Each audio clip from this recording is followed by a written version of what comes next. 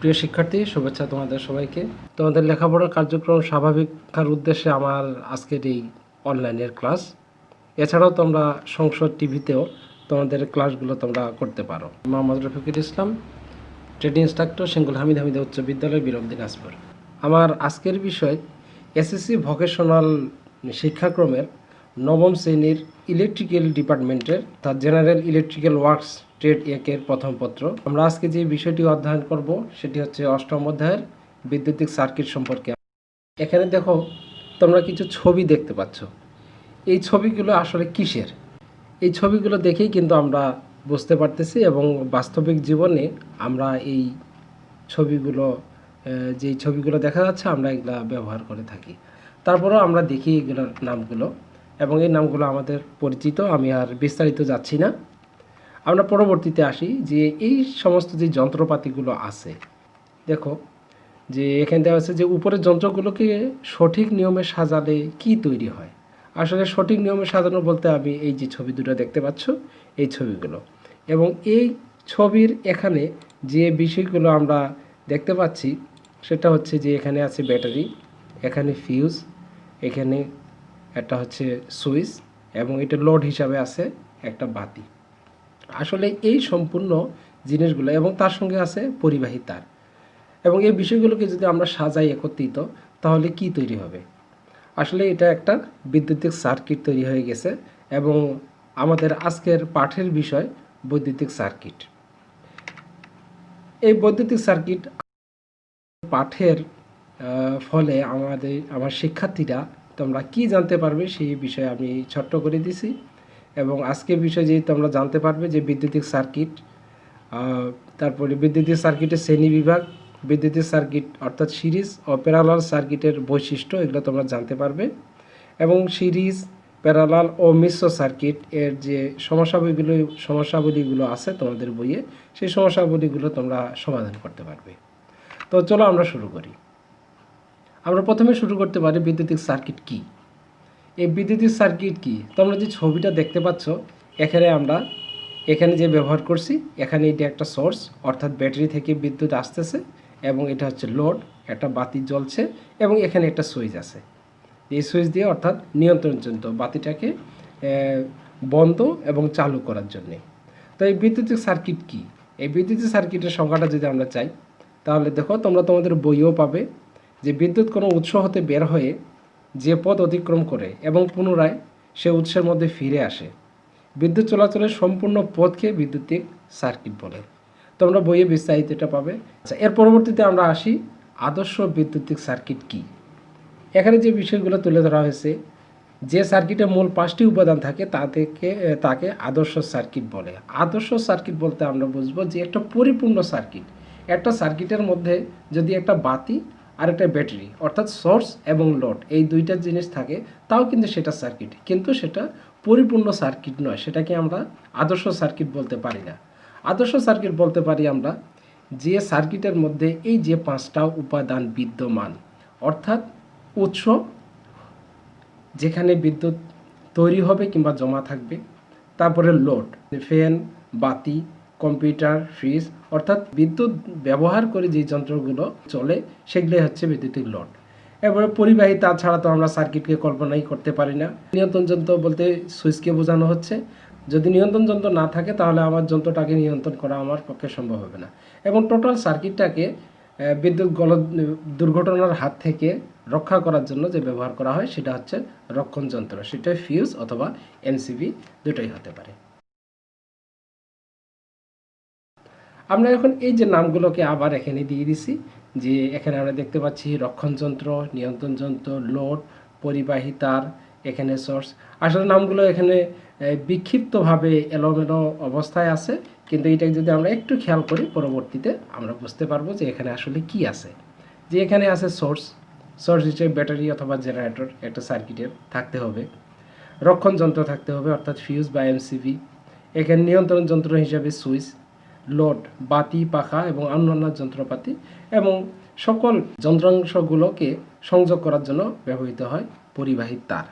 তো এই 5টা উপাদান যদি থাকে তাহলে এখানে এটা আদর্শ সার্কিট হিসাবে বিবেচিত হবে। এবং এখানে স্ক্রিনে তোমরা যেটা দেখতে পাচ্ছ এটা একটা আদর্শ সার্কিট। আমরা পরবর্তীতে আসি বিদ্যুতিক সার্কিটের শ্রেণীবিভাগ সম্পর্কে। বিদ্যুতিক সার্কিটের শ্রেণীবিভাগ সম্পর্কে আমরা পাচ্ছি সিরিজ সার্কিট, প্যারালাল সার্কিট, মিশ্র সার্কিট। মিশ্র সার্কিট হচ্ছে সিরিজ এবং প্যারালাল, যে সার্কিটের মধ্যে সিরিজ সার্কিটের বৈশিষ্ট্য এবং প্যারালাল সার্কিটের বৈশিষ্ট্য, উভয় সার্কিটের বৈশিষ্ট্য বিদ্যমান, সেটাই মিশ্র সার্কিট। আমরা পরবর্তীতে আসি, এখানে আমরা ডান পাশে কিছু পয়েন্ট আমি এ বি এবং 1 2 দিয়ে দিয়েছি, আশা করতেছি তোমরা এটা দেখলেই বুঝতে পারবা। এখানে এটা সিরিজ সার্কিট, এখানে দুইটা লোড হিসাবে দুইটা বাতি ব্যবহার করা হয়েছে, এখানে লোড 1 এবং 2। তো এখানে দুইটা বাতি আমি নামকরণ করছি, অর্থাৎ এখানে দেওয়া আছে 1 2, তাহলে 1 বাতিটার সাথে 2, এই বাতিটা সিরিজ অবস্থায় আছে, অর্থাৎ একই লাইনে আছে এবং বিদ্যুৎ চলাচলের একটি মাত্র পথ আছে। যদি একটি লোড অর্থাৎ বাতিটাকে 1 কে যদি আমরা খুলে নিই, তাহলে এই জায়গাটা ফাঁকা হয়ে যাবে, তখন এই সার্কিটটা দিয়ে আর এই বাতিটা অর্থাৎ লোড 2 এটা কিন্তু জ্বলবে না। এটা হচ্ছে বিদ্যুৎ চলাচলের একটি মাত্র পথ থাকবে, এবং একটি যদি লোড খুলে নেওয়া হয় কিংবা সংযোগ বিচ্ছিন্ন করা হয়, তাহলে আর অন্য লোডগুলি জ্বলবে না। এটা হচ্ছে আমাদের সিরিজ সার্কিট। এবং প্যারালাল সার্কিট কী দাঁড়াচ্ছে, যে এখানে দেওয়া হয়েছে এ এবং বি। এখানে সোর্স থেকে বিদ্যুৎ প্রবাহিত হয়, এ একটা পথ, বি একটা পথ, অর্থাৎ এ একটা লোড, বি একটা লোড। যদি আমরা বি লোডটিকে খুলে নিই, তাহলে কিন্তু এ লোড জ্বলবে, তাহলে এখানে বিদ্যুৎ চলাচলের একটি মাত্র পথ আছে। ঠিক একইভাবে পরবর্তীতে মিশ্র সার্কিট, এখানে A1 এবং A2 এই দুইটা বাতি বা লোড আছে সিরিজ অবস্থায়, কারণ যদি এখান থেকে A1 এই লোডকে খুলে নেওয়া হয়, তাহলে এই A2 কিন্তু জ্বলবে না। ঠিক একইভাবে B1 এবং B2 আছে সিরিজ সার্কিটে, কিন্তু এখানে টোটাল এ গ্রুপটা অর্থাৎ A1 A2 এর সাথে B1 B2 আছে প্যারালাল অবস্থায়, অর্থাৎ কোনো কারণে যদি টোটাল এই গ্রুপটাকে বিচ্ছিন্ন করা হয়, তাহলে এই পাশে চলাচলের পথ থাকবে। অর্থাৎ এখানে A1 এর সাথে A2 সিরিজ অবস্থায়, B1 এর সাথে B2 সিরিজ অবস্থায়, এবং A1 A2 অর্থাৎ এ গ্রুপের সাথে বি গ্রুপ আছে প্যারালাল অবস্থায়। তো এই হচ্ছে আমাদের তিনটে সার্কিট। এবং আমরা এর পরবর্তীতে আসব যে সিরিজ এবং প্যারালাল সার্কিটের বৈশিষ্ট্য। আমাদের সিরিজ সার্কিট ও প্যারালাল সার্কিটের মধ্যে তুলনা, আমরা তুলনা করব যে সিরিজ এবং প্যারালাল সার্কিটের মধ্যে তুলনাগুলো কী। এবং প্রথমত যদি আমরা দেখি, তাহলে সিরিজ সার্কিটের যে লোড কিংবা রেজিস্টারগুলোর যে সংযোগ আছে এবং প্যারালাল সার্কিট যে সংযোগগুলো আছে, আসলে এর সংযোগ দেখেই কিন্তু আমরা বুঝতে পারি যে কোনটা সিরিজ এবং কোনটা প্যারালাল সার্কিট। তো এখানে সিরিজ সার্কিটের একটি মাত্র চলার পথ আছে এবং প্যারালাল সার্কিটের একাধিক পথ আছে। তো আমরা দেখি পরবর্তীতে যে আমাদের সিরিজ ও প্যারালাল সার্কিটের তুলনাগুলো কী। আমরা প্রাথমিকভাবে যদি আমরা এর সংজ্ঞাটা বিশ্লেষণ করি, তাহলে দেওয়া আছে, দেখো, লোডগুলি একটার পর একটা সংযোগ করা হয়, অর্থাৎ এখানে যে লোডগুলি দেওয়া আছে একটার পরে আরেকটা।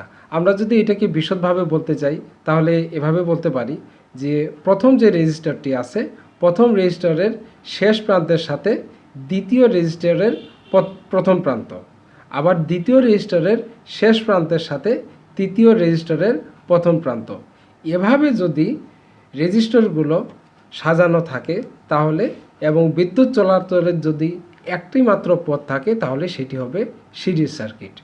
পক্ষান্তরে আমরা যদি প্যারালাল সার্কিটকে খেয়াল করি, তাহলে দেখব এখানেও তিনটি লোড বা তিনটি রেজিস্টার লাগানো আছে, কিন্তু প্রত্যেকটি লোড বা রেজিস্টারের বাম প্রান্তগুলি, অর্থাৎ একটি প্রান্ত আছে একটি সাধারণ বিন্দুতে এবং অপর প্রান্তগুলি একটি সাধারণ বিন্দুতে আছে, এবং প্রত্যেকটিরই এবং এই প্যারালাল সার্কিটের বিদ্যুৎ চলাচলের একাধিক পথ আছে। অর্থাৎ এখানে যদি আমরা এটাকে উপরেরটাকে ধরি রেজিস্টার 1, এখানে যদি ধরি, তাহলে এটাকে যদি আমরা খুলে ফেলি, তাহলে আরও বিদ্যুৎ চলাচলের একাধিক পথ থাকবে। এখানে আমরা সংজ্ঞা হিসেবে দেখতে পাই যে লোডগুলির একটি প্রান্ত একটি সাধারণ বিন্দুতে এবং অপর প্রান্তগুলি অন্য একটি সাধারণ বিন্দুতে সংযোগ করা হয়। আমরা আপাতত সংজ্ঞা থেকে পার্থক্য পাচ্ছি, এবং এখানে সিরিজ সার্কিটের পাচ্ছি বিদ্যুৎ চলাচলের একটি মাত্র পথ থাকে এবং প্যারালাল সার্কিটের পাচ্ছি বিদ্যুৎ চলাচলের একাধিক পথ থাকে। এখন আমরা আসি যে এই সার্কিটগুলোর সমতুল্য রেজিস্ট্যান্স বের করার পদ্ধতি। যদি আমরা সিরিজ সার্কিটে যাই তাহলে সিরিজ সার্কিটের রেজিস্ট্যান্সগুলোর সমতুল্য রেজিস্ট্যান্স এখানে বলা হয়েছে আরটি, অর্থাৎ টোটাল রেজিস্ট্যান্স। একটা সিরিজ সার্কিটের টোটাল রেজিস্ট্যান্স বের করার জন্য যতগুলো রেজিস্টর থাকবে প্রত্যেকটি রেজিস্টরের মান যদি আমরা যোগ করি তাহলে আমরা সেই সার্কিটটির মোট রেজিস্ট্যান্স বা সমতুল্য রেজিস্ট্যান্স পাবো।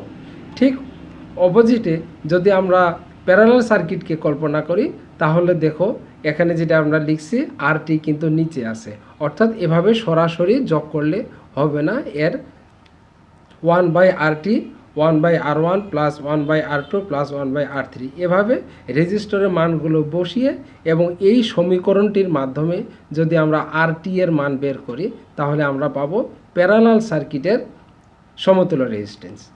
এখন চলে আসি আমরা আবার সিরিজ সার্কিটের আইটি, অর্থাৎ টোটাল কারেন্ট। এখানে আমরা দিছি আইটি, এখানে দেওয়া হয়েছে আইটি সমান I1 সমান I2 সমান I3, অর্থাৎ সিরিজ সার্কিটের কারেন্ট সমান থাকে প্রত্যেকটা রেজিস্টারের মধ্যে, অর্থাৎ এখানে R1 R2 R3 এই যে তিনটা রেজিস্টর আছে এবং যতগুলো রেজিস্টর থাকবে প্রত্যেকটা রেজিস্টরে কারেন্টের মান সমান থাকবে। ঠিক যদি আমরা প্যারালাল সার্কিটকে দেখি তাহলে আবার দেখতে পাবো এর ভিন্নতা, অর্থাৎ আইটি এখানে টোটাল কারেন্ট, অর্থাৎ প্যারালাল সার্কিটের কারেন্ট বের করার জন্যে এখানে যে মানগুলো আমরা পাই অর্থাৎ I1 I2 I3, অর্থাৎ এখানে যদি আমরা I1 I2 I3কে সরাসরি যোগ করি তাহলে আমরা পাবো এর মোট কারেন্ট। আবার যদি সিরিজ সার্কিট আমরা কল্পনা করি সেখানে আমরা দেখব ভিটি, অর্থাৎ টোটাল ভোল্ট।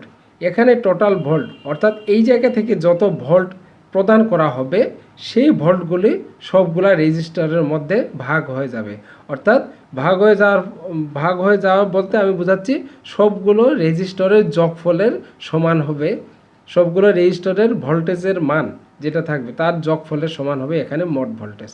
অর্থাৎ সার্কিটে কি পরিমাণ ভোল্টেজ আছে এটা যদি আমরা পেতে চাই তাহলে সব রেজিস্টরে যে পরিমাণ ভোল্টেজ আছে সেই ভোল্টেজ যোগ করতে হবে। আর প্যারালাল সার্কিটে আমরা যেটা পাচ্ছি সেটা হচ্ছে যেই ভোল্টেজটা প্রদান করা হবে এবং V1 সমান V2 সমান V3, অর্থাৎ যতগুলো রেজিস্টর কিংবা লোড থাকবে প্রত্যেকটা রেজিস্টরের ভোল্টেজের মান সমান থাকবে প্যারালাল সার্কিটে। এক্ষেত্রে আমরা সাধারণভাবে বলতে পারি সিরিজ সার্কিটে কারেন্টের মান সকল লোডেই সমান থাকে আর ভোল্টেজের মান ভাগ হয়ে যায়। ঠিক একইভাবে প্যারালাল সার্কিটে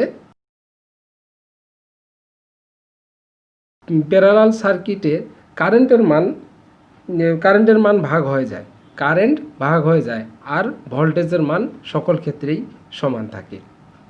আমরা এর পরবর্তীতে সিরিজ এবং প্যারালাল সার্কিটের অঙ্কগুলো করে তারপরে আমরা চেষ্টা করব আমরা পরবর্তীতে সমাধানগুলো নিয়ে আসার জন্য। পরবর্তীতে আমার আরও কিছু ভিডিও থাকবে যেগুলো সিরিজ সার্কিটের অঙ্ক এবং প্যারালাল সার্কিটের অঙ্ক। আমি আশা করতেছি তোমরা শিক্ষার্থীরা পরবর্তী ভিডিওগুলো দেখবে। তা এতদিনে তোমরা ভালো থাকবে, সুস্থ থাকবে, নিরাপদে থাকবে এই শুভকামনা করেই আজকে আমি শেষ করতেছি। আল্লাহ হাফেজ।